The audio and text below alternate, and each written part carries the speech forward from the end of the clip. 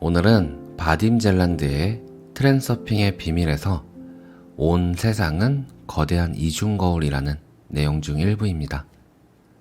현실은 두 가지 형태로 나타난다. 물질적인 형태는 손으로 만져볼 수 있고 형이상학적인 형태는 지각의 한계를 넘어서 있다. 두 형태는 동시에 존재하면서 서로를 보완하고 서로 투과하듯이 겹쳐 있다. 이원성은 우리 세계에 빼놓을 수 없는 특성이다. 모든 사물이 저마다 자신의 반대 측면을 가지고 있다. 당신이 거울 앞에 서 있는 것을 상상해보라. 거울 앞에 선 당신은 현실적으로 존재하는 물질적 대상이다. 그리고 거울 속에 비치는 당신의 모습은 비물질적이고 형이상학적이며 가상적이지만 동시에 거울 앞에 당신처럼 실제적인 것이다. 온 세상을 거대한 이중거울이라고 상정할 수 있는데 한 면에는 물질 우주의 삼라만상이 있고 또 다른 면에는 형이상학적인 가능태 공간이 펼쳐져 있다. 보통 거울과는 다르게 이 거울에는 신과 신의 화신은 모든 생명체의 의도와 생각에 따라 물질 세계가 거울 속의 그림자로서 펼쳐져 보인다. 가능태 공간은 일종의 매트릭스다. 그것은 마름질, 재봉에서 시작해서 의상 전시에 이르기까지 모든 물질적 움직임이 도출되어 나오는 형틀이다. 거기에는 물질 세계에 무엇이 어떻게 발생해야 하는지에 관한 정보가 보존되어 있다. 가능태의 수는 무한하며 각각의 가능태는 가능태 공간 속에서 하나의 섹터로 자리 잡고 있다. 각 섹터에는 시나리오와 무대장치, 즉 물질 운동의 궤도와 형태가 들어있다. 달리 말하면 각 섹터는 각각의 경우에 어떤 일이 발생하고 그것이 어떤 모양으로 나타나야 할지를 결정한다. 이와 같이 거울은 세계를 둘로 나눈다. 물질 현실의 반쪽 면과 가상 현실의 반쪽 면으로. 물질적 형태를 얻은 모든 것은 실상의 반쪽 면에 있고 자연과학의 법칙에 따라 그 현상이 전개된다.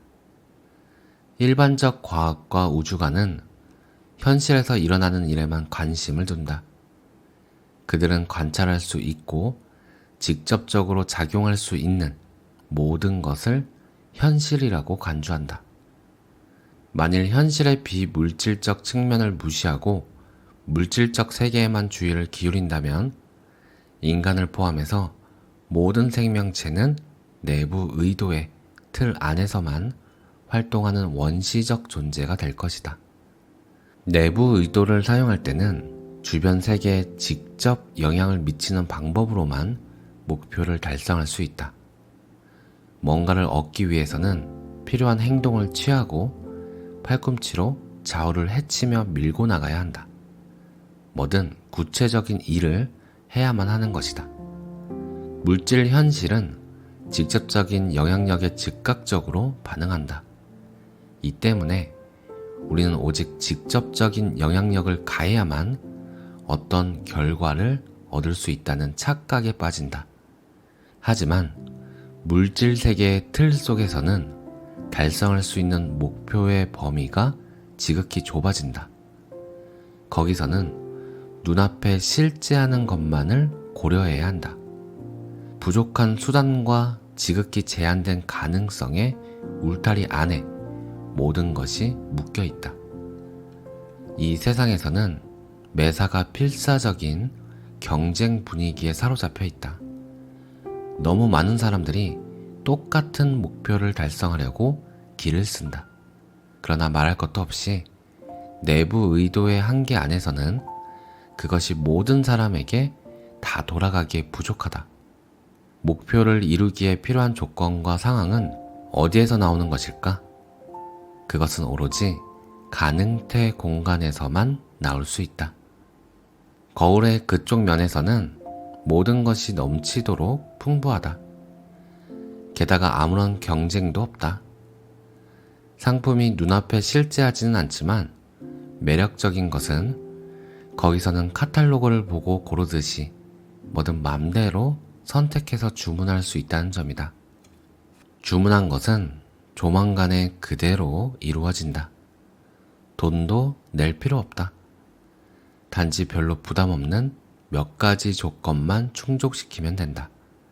그게 전부다. 아니, 이건 동화 속에 나오는 이야기가 아닐까? 절대 아니다. 이것은 현실보다도 더 현실적이다. 사념 에너지는 흔적 없이 사라져 버리지 않는다.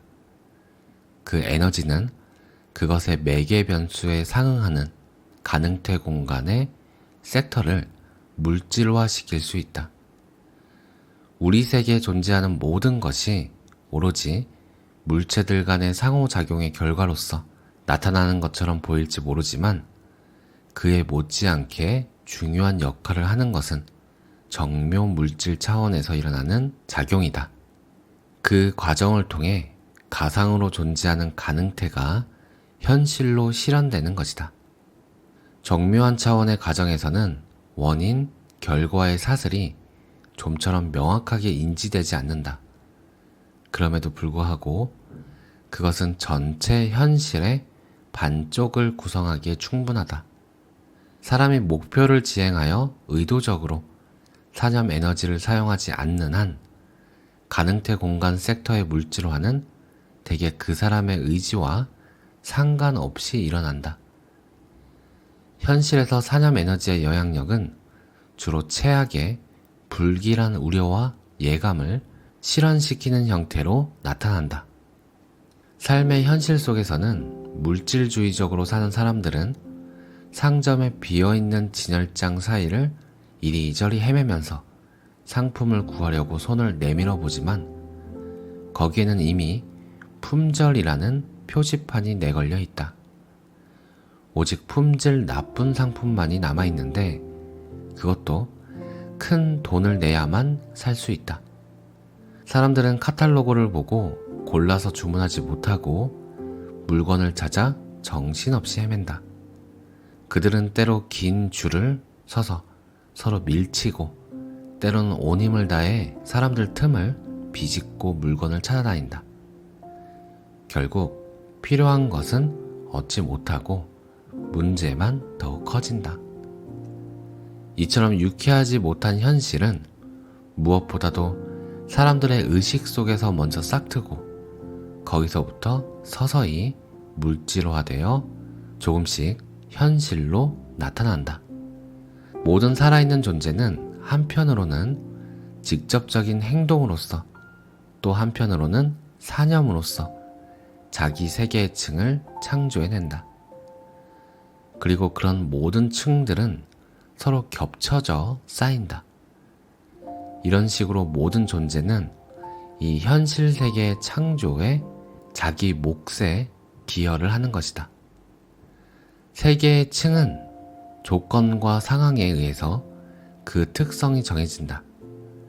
그 조건과 상황의 조합으로부터 개개인의 삶의 모습이 형성되는 것이다.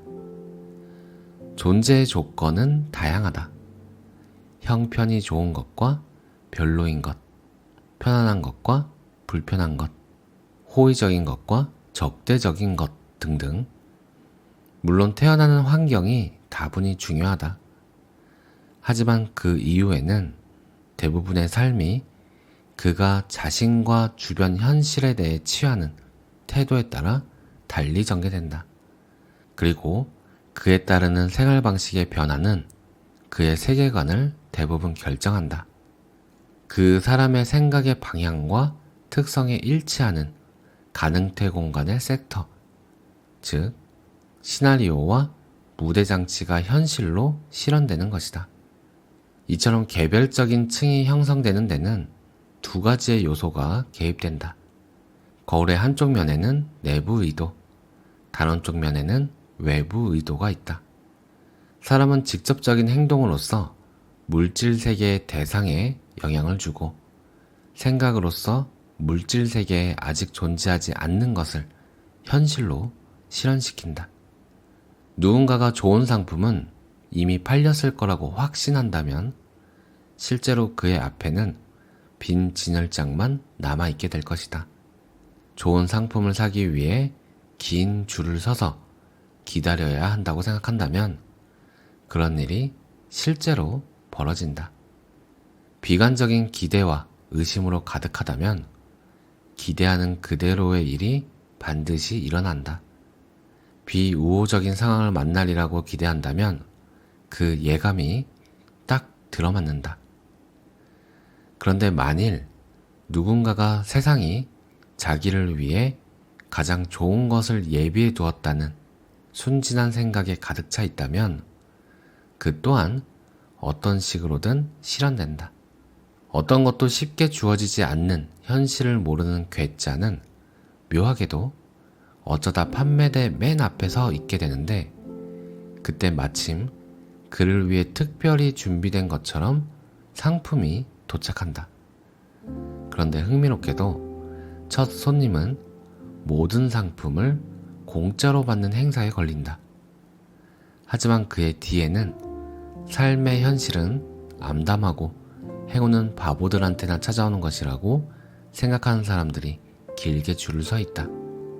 삶은 게임이며 세상은 그 거주자들에게 늘 똑같은 수수께끼를 낸다. 내가 어떤지 알아맞혀봐. 각자는 자신의 이해에 따라 파괴적이다 아니면 편안하다 라고 대답한다. 아니면 또 즐겁다, 암담하다, 우호적이다, 적대적이다, 행복하다 또는 불행하다 등등. 하지만 재미있는 점은 이 퀴즈에서는 모두가 정답을 맞춘다는 것이다. 세상은 그 모든 대답에 동의하고 각자가 주문하는 모습대로 그들 앞에 나타나는 것이다. 행운을 만났던 괴짜가 어느 날 만만치 않은 삶의 현실에 부딪혀서 세상에 대한 자신의 태도를 바꾸면 현실은 또 그를 따라 모습을 바꿀 것이다. 그리하여 그 깨달음을 얻은 자를 줄의 맨 끝으로 차 던져버릴 것이다. 이런 식으로 사람은 자신의 생각으로서 자기 세계의 층을 만들어내는 것이다. 오늘 내용은 여기까지입니다. 책 트렌서핑의 비밀에서 이중 거울과 관련된 내용이었습니다. 감사합니다. 사랑합니다.